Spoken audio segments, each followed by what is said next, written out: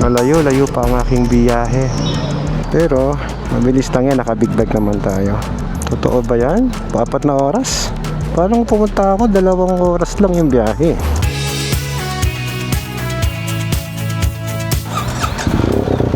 Bye bye. Let's go.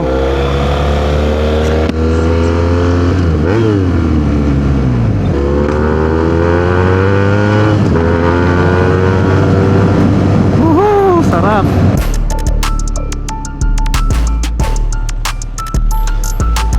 Woohoo! Sarap. Para kang lumilipad eh, oh. Hinabutan ko sila. Nahihirapan siya kasi wala siyang preno. Hey!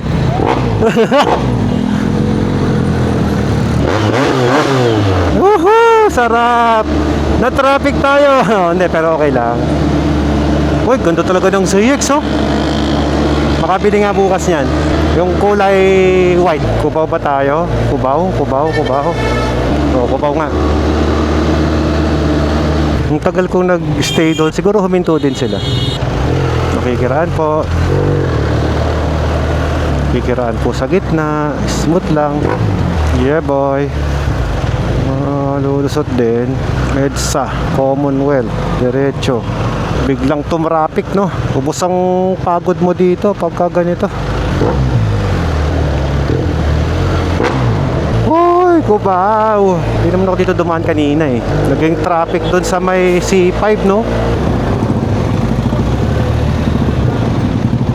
Kasya.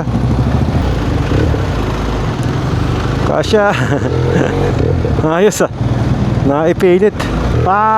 Nakatagos din sa traffic. Woo! Grabe yan, kapal.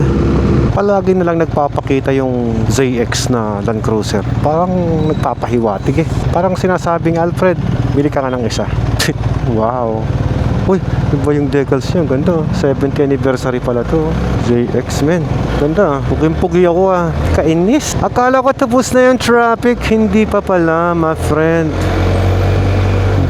Ako, yari ng ikutan pala. May ginagawa palang tulay dito. U-turn tayo.